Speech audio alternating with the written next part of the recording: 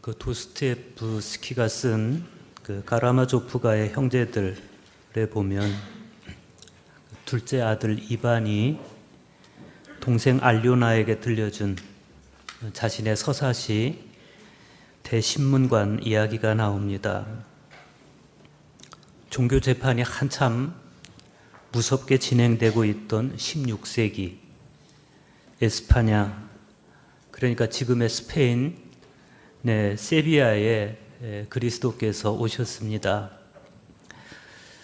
당시 대신문관인 추기경은 신교와 이교도들을 향한 종교 재판과 마녀 사냥에 여념이 없었고, 바로 전날 그 세비야에서만 100명이 넘는 사람들이 그 화형대에서 이단으로 몰려서 화형을 당했었습니다. 주님께서 그곳에 오셨는데 천상의 영광에 휩싸여서 동쪽에서 서쪽까지 번뜩이는 번개처럼 그렇게 강림하신 것이 아니고 15세기 전에 사람들 사이에서 돌아다니던 그 3년간의 모습과 똑같이 모습을 하고 계셨습니다. 그러니까 그리스도께서는 종말의 때 재림주로서 오신 것이 아니고 잠시 그곳에 오신 것으로 가라마조프가의 형제들은 그리고 있습니다. 예수님은 사람들의 눈에 뜨이지 않게 조용히 나타나셨지만 이상한 것은 사람들이 단박에 예수님을 알아보는 것이었습니다. 민중들은 억누를 수 없는 어떤 힘에 이끌려서 예수님께로 갔고 예수님을 에워싸고 예수님을 따랐습니다. 예수님은 무한한 연민이 담긴 그런 미소를 지으면서 민중들 사이에 계셨습니다. 사랑의 태양이 예수님의 마음에서 불타오르고 빗줄기와 계몽의 힘이 예수님의 눈에서 흘러나와서 사람들 위로 넘쳐나고 그들의 마음을 전율하게 했다 그랬습니다. 예수님의 옷자락에 손이 닿기만 해도 사람들의 병이 치유되고 마침 예수님이 그 세비야 성당의 입구에서 걸음을 멈추었을 때 뚜껑이 열려있는 어린이용 하얀 관 하나가 부모의 통곡 소리와 함께 사원 안으로 들어가고 있었습니다. 그 관 안에는 7살짜리 소녀가 꽃에 파묻혀서 누워 있었고, 주님은 연민 가득히 조용히 입을 열어서 그 소녀에게 달리타굼, 일어나라, 이렇게 말씀해 주셨습니다. 그러자 소녀는 정말 15세기 전의 성경의 모습 그대로 몸을 이렇게 앉았고 미소를 지으면서 주변을 둘러봅니다. 그런데 그때 마침 성당 옆 광장을 지나가던 대신문관이 그 장면을 목격합니다. 예수님께서 죽은 소녀를 살리는 모습을 이 대신문관이 관찰하고 있다가 얼굴을 찌푸리면서 예수를 체포하라고 근위대에게 명령합니다.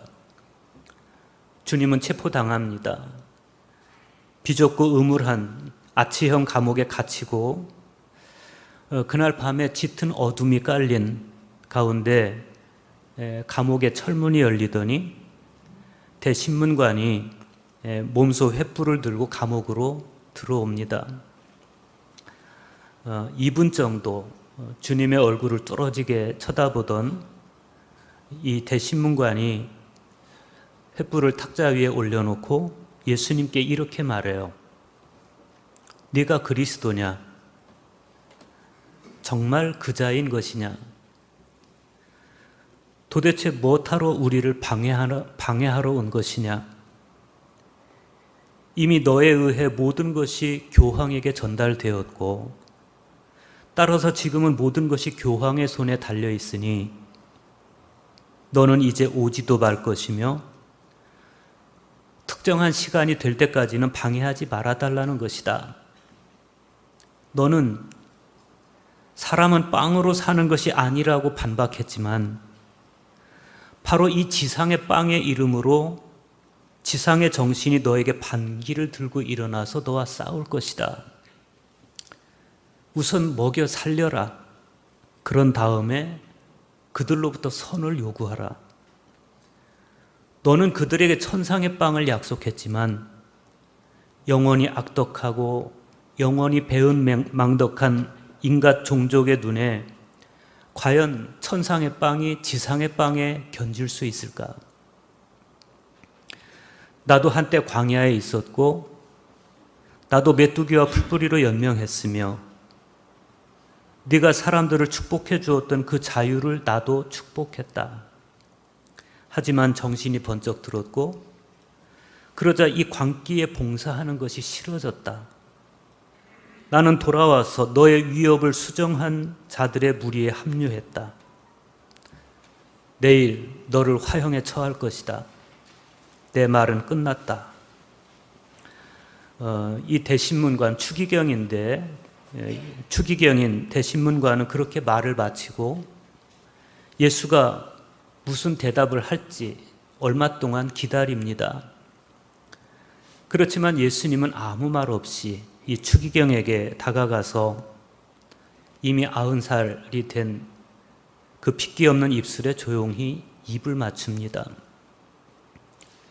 대신문관인 추기경은 부르르 몸을 떨면서 감옥 문을 열고 이렇게 말합니다. 어서 가라. 그리고 다시는 오지 마라. 2번 다시 오지 말란 말이다. 절대로. 예수의 입맞춤은 그의 가슴에서 불타올랐지만 그래도 그는 여전히 끝까지 자기 이념을 고수합니다. 이 대신문관의 이야기가 단지 소설 속의 이야기일까? 도스토옙스키는 무신론자이고 이성주의자인 그 소설 속 이반의 시선을 빌어서 당시의 기독교인들을 고발한 것입니다. 대신문관이 그리스도를 냉대한 것은 예수께서 광야에서 악마에게 3가지 시험을 당했을 때 악마가 제안한 것을 수용하지 않았기 때문입니다. 이 3가지 시험은 태초의 에덴 동산에서 사탄이 아담과 하와를 유혹했던 바로 그 시험이고 오늘 우리들 각자에게 매일 속삭여지는 그 시험이기도 합니다. 대신문관의 항변에 따르면 이 3가지 시험에서 예수께서 악마가 제안했던 것들을 수용하지 않았기 때문에 그래서 민중들도 예수를 버린 것이고 나도 너를 버릴 수밖에 없다. 사순절이 시작되는 첫 주일인 오늘 이제는 우리가 종교적 허영을 벗고 주님 앞에 서야 할 시간입니다. 특별히 지난 성회 수요일에 이마에 죄를 칠하고 사람은 흙으로부터 왔으니 흙으로 돌아갈 것을 기억하시오. 그 말씀으로 사순절을 시작한 우리로서 성서 속 악마의 유혹이 쟁쟁하게 들려오는 이 계절을 우리는 어떤 마음을 가지고 걸어가야 할지 성찰해야 되겠습니다. 대신문관이 예수께 말했듯이 예수님께서 마귀에게 당하신 유혹은 3가지입니다. 그 첫 번째 유혹은 네가 만일 하나님의 아들이거든 이 돌들에게 명하여 떡덩이가 되게 하라. 그것이었습니다. 우리 내면엔 너나 없이 돌로 떡을 만들기를 원하는 욕망이 뱀처럼 또아리를 틀고 있음을 우리는 알고 있습니다. 그렇지만 주님은 신명기 8장 3절의 말씀을 당신을 유혹하는 뱀에게 들려주십니다. 사람은 떡으로만 사는 존재가 아니라는 겁니다. 주님의 이 대답은 아주 의미심장합니다. 유혹에 직면했을 때 그 유혹을 이길 수 있는 결정적인 무기가 신명기 8장 2절에 보면 이렇게 기록이 되어 있습니다. 네 하나님 여호와께서 이 40년 동안에 네게 광야길을 걷게 하신 것을 기억하라. 이는 너를 낮추시며 너를 시험하사 내 마음이 어떠한지 그 명령을 지키는지 아니 지키는지 알려 하심이라. 너를 낮추시며 너를 줄이게 하시며 또 너로 알지 못하며 내 조상들도 알지 못하던 만나를 네게 먹이신 것은 사람이 떡으로만 사는 것이 아니요 여호와의 입에서 나오는 모든 말씀으로 사는 줄을 네게 알게 하려 하심이라. 신명기 저자의 표현을 빌리면 우리가 때때로 가난해지거나 때때로 내가 굶주리는 순간은 그럼에도 불구하고 내 마음을 지켜내며 주님의 명령을 지키는지 지키지 않는지 주님이 우리를 시험하는 때인 동시에 사람이 떡으로만 사는 것이 아니요 여호와의 입에서 나오는 모든 말씀으로 사는 줄을 알게 하시는 바로 그때라는 겁니다. 마귀의 두 번째 유혹이 5절에서 7절에 기록되어 있습니다. 마귀가 또 예수를 이끌고 올라가서 순식간에 천하 만국을 보이며 이르되 이 모든 권위와 그 영광을 내가 네게 주리라. 이것은 내게 넘겨준 것이므로 내가 원하는 자에게 주노라. 그러므로 네가 만일 내게 절하면 다 네 것이 되리라. 이 유혹도 대신문관이 예수님을 몰아세우면서 했던 말 속에 있습니다. 무섭고도 현명한 정신이 너를 세워 사원 꼭대기에 세워놓고 말했지. 네가 하나님의 아들인지 아닌지 알고 싶다면 뛰어내려라. 하지만 너는 다 듣고도 이 제안을 거절했으며 굴복하여 아래로 뛰어내리는 일을 하지 않았다. 그러면서 예수님에게 이렇게 말합니다. 너야 신처럼 오만하고 훌륭하게 행동했지만 그러나 사람들, 이 허약한 종족들이 어디 신이더냐. 그러면서 예수님께 인간의 나약하고 저급한 본성을 존중해 줄 것을 요청합니다. 그러면서 이 대신문관은 우리는 너의 위협을 수정하여 그것을 기적, 신비, 권위의 근거로 삼았다. 이렇게 말해요. 교회의 타락은 바로 여기서부터 시작이 된 것입니다. 주님께서 말씀으로 물리치신 마귀의 유혹을 사람들은 자기 본성이 이끄는 대로 수정합니다. 자기가 듣고 싶은 말대로 수정합니다.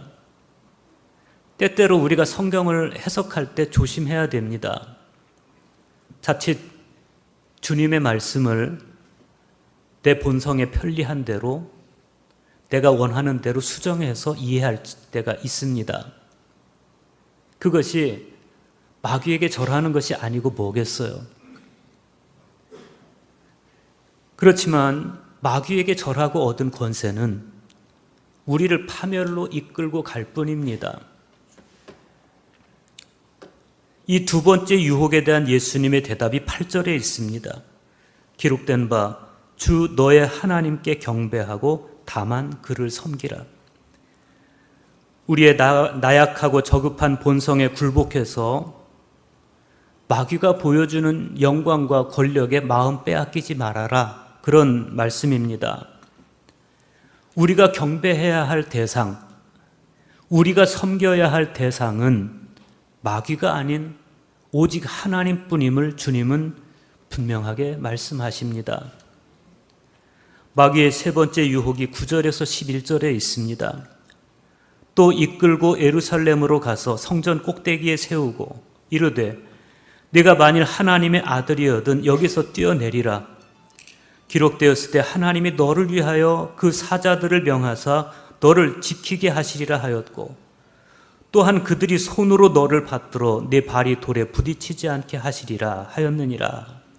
놀랍게도 마귀는 세 번째 유혹에서 성경 말씀을 인용합니다. 오늘 응송의 말씀인 시편 91편의 말씀을 인용하는 겁니다. 그런데 그냥 있는 그대로 인용하는 것이 아니라 왜곡해서 인용합니다.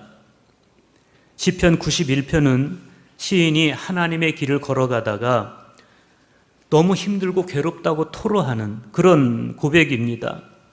전염병, 사냥꾼의 올가미, 낮의 화살, 밤의 공포 이런 것들이 하나님의 길을 가고 있는 이 시인을 끊임없이 위협합니다. 그 시인을 향해서 하나님께서 위로하시는 말씀이 시편 91편 10절에서 12절에 있습니다. 화가 내게 미치지 못하며 재앙이 내 장막에 가까이 하지 못하리니 그가 너를 위하여 그의 천사들을 명령하사 내 모든 길에서 너를 지키게 하심이라. 그들이 그들의 손으로 너를 붙들어 발이 돌에 부딪히지 아니하게 하리로다.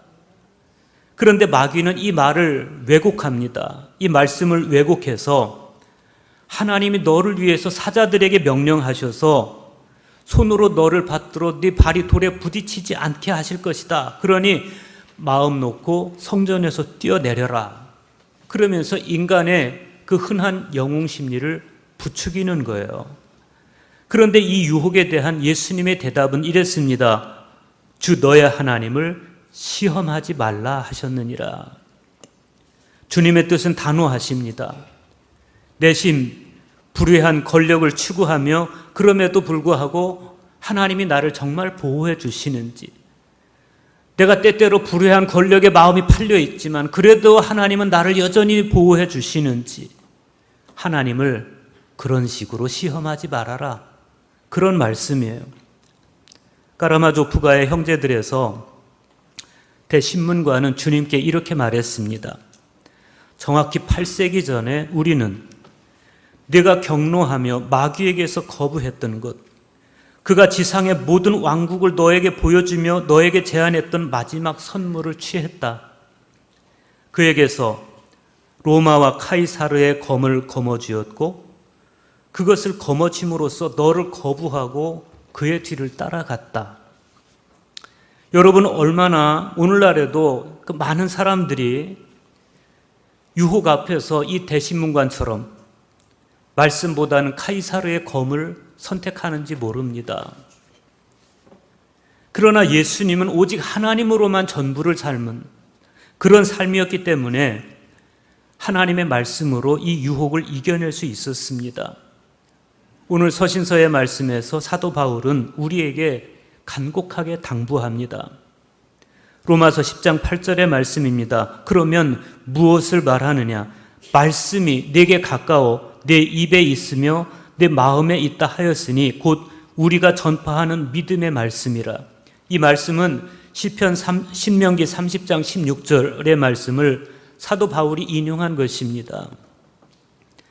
하나님의 말씀이 과거 우리 조상들의 마음에 있을 때, 그리고 그들의 입에 있을 때 그들이 비로소 율법을 실천할 수 있었듯이 너희들도 하나님의 말씀이 너희들의 입에 있고 너희들의 마음에 있을 때 그때 비로소 믿음을 실천할 수 있다. 이런 말씀이에요. 사도 바울이 이렇게 신명기 30장 14절의 말씀을 인용한 것은 입으로 고백하고 마음으로 믿는 당시 유대교 신앙을 바울이 인정한 것입니다. 그래서 이 말씀은 오늘날 우리에게도 그대로 적용되고 있습니다. 여러분, 하나님의 말씀이 여러분의 입에 있게 하시기 바랍니다. 그리고 여러분의 마음에 있게 하시기 바랍니다. 그럴 때 비로소 우리의 신앙은 관념에 휩쓸리지 않고 삶 속에서 실천하는 살아있는 신앙이 될 수가 있는 것입니다. 그런데 얼마간 시간이 지난 다음에 사도 바울은 유대교와 선을 긋습니다. 그 이유는 사도 바울이 봤을 때 유대교의 율법 신앙이 어느 시점부터 말씀을 벗어났기 때문에 그렇습니다. 유대인들은 점점 말씀으로서의 율법에 순종하는 것이 아니라 전통으로서의 율법을 고수하려고 했습니다. 그들은 율법을 통해서 하나님을 알고 하나님의 의의를 드러내려 하기보다는 율법을 통해서 사람의 의의를 드러내고 그 의의를 과시하는 것에 골몰했습니다. 바울이 봤을 때 그들이 그럴 수밖에 없었던 것은 율법을 향한 그들의 열심이 말씀에 의한 것이 아니었기 때문에 그래요. 로마서 10장 2절에 보면 바울이 바로 그 이야기를 합니다. 그들이 하나님께 열심이 있으나 올바른 지식을 따른 것이 아니니라. 하나님께 열심이 있는 것은 맞지만 그러나 그 열심이 말씀에서 우러난, 올바른 지식에서 우러난 실천이 아니라는 거예요. 그들이 보여주고 있는 열심은 말씀이 아닌 자기들의 기득권을 유지하고 강화하기 위한 유혹에서 비롯된 열심이었다. 그런 이야기죠. 여러분, 말씀이 동기가 되지 않는 그런 열심은 이 까라마조프가의 형제들에 나오는 대신문관처럼 사탄의 도구로 쓰일 수 있다는 걸 우리는 알아야 됩니다. 사도 바울은 오늘 말씀 9절에서 그 사실을 직시하게 합니다. 네가 만일 내 입으로 예수를 주로 시인하며 또 하나님께서 그를 죽은 자 가운데서 살리신 것을 네 마음에 믿으면 구원을 받으리라. 대신문관은 왜 그렇게 타락한 성직자가 될 수밖에 없었습니까? 말씀을 입에도 두지 않고 마음에도 두지 않았기 때문에 그렇습니다. 그들에게 이 대신문관에게 말씀보다 더 중요한 건 추기경이라는 자기 직위였습니다. 그 직위를 지키는데 골몰했기 때문에 추기경은 예수를 받아들일 수 없었고 오히려 예수를 질투해서 감옥에 가두고 말아요. 그래서 바울이 강조하는 게 뭡니까? 입으로 예수를 주라 시인하는 것, 거기에 그치지 말고 마음으로도 예수를 주로 믿어봐라. 이런 거예요. 그러면 어떤 결과를 맞이하는지 바울은 11절과 13절에서 구약의 말씀을 인용해서 이야기해 줍니다. 성경에 이르되 누구든지 그를 믿는 자는 부끄러움을 당하지 아니하리라. 11절의 이 말씀은 이사야 28장 16절의 말씀을 인용한 겁니다. 그리고 누구든지 주의 이름을 부르는 자는 구원을 받으리라. 13절의 이 말씀은 요엘 2장 32절의 말씀을 인용한 겁니다. 세속의 집요한 유혹과 시험 앞에서도 하나님 자녀로서의 분수를 저버리지 말고 입으로 예수를 주로 시인하고 마음으로 믿는 그런 삶을 살아간다면 그는 부끄러움을 당하지 아니할 뿐 아니라 궁극적으로 구원을 받게 될 것이다. 그런데 그것이 어떻게 가능합니까? 예수님께서 말씀으로 유혹을 이기셨듯이 사도 바울이 구약의 말씀을 적극적으로 인용해서 사람들을 그리스도께로 이끌었듯이 우리 역시도 말씀을 내 입에 두고 내 마음에 둠으로써 비로소 우리는 이 땅에서 승리하는 신앙인의 삶을 살아갈 수 있다는 것입니다. 오늘 구약의 말씀도 같은 맥락에서 이야기하고 있어요. 신명기 26장 3절의 말씀 보십시오. 그때 대제사장에게 나아가 그에게 이르기를 내가 오늘 당신의 하나님 여호와께 아뢰나이다. 내가 여호와께서 우리에게 주시겠다고 우리 조상들에게 맹세하신 땅에 이르렀나이다 할 것이요. 여기서 그때라는 것은 이스라엘이 하나님 여호와께서 이스라엘에게 기업으로 주셔서 차지하게 하실 그 땅에 들어가서 거기 거주할 때 그리고 첫 열매를 거뒀을 때 그때를 말하는 겁니다. 그때 그 결정적인 순간에 하나님 자녀로서의 분수를 저버리지 말고 그 땅을 너희에게 주시고 그 열매를 너희에게 주신 하나님을 기억하라. 까라마조프가의 형제들에서 90살을 먹은 대신문관은 자기 이념에 의해서 건설한 지상낙원의 실체를 이렇게 말해요. 인간이라는 나약한 존재는 자유를 누릴 자격을 갖지 못했기 때문에 그들로부터 자유를 반납받고 대신 그들에게 빵을 제공함으로써, 즉 악마가 그리스도를 유혹할 때 제시했던 신비, 기적, 권위를 기치로 내걸므로써 그들을 행복하고도 온순한 양떼로 이끌었다. 이렇게 말해요. 이게 대신문관인 추기경이 당시 백성들에게 줬던 거죠. 대신문관의 기나긴 고백이 끝났을 때 예수님은 그 대신문관의 입술에 입을 맞춰요. 이 대신문관은 비록 완고하게 자기 세계에 빠져 있었고 여전히 자기 이념을 고수하고 있었고 그것으로 당시 신자들을 현혹하고 있었고 그랬지만 예수님은 그에게 가서 입을 맞춰요. 그러면서 당신 안에 있는 사랑을 그 대신문관에게 고스란히 나눠줍니다. 그러면서 한편으로는 그 입맞춤을 통해서 나는 너에게 동조하지 않는다. 너는 틀렸다. 이 뜻을 분명하게 해주십니다. 사순절이 시작이 되었습니다.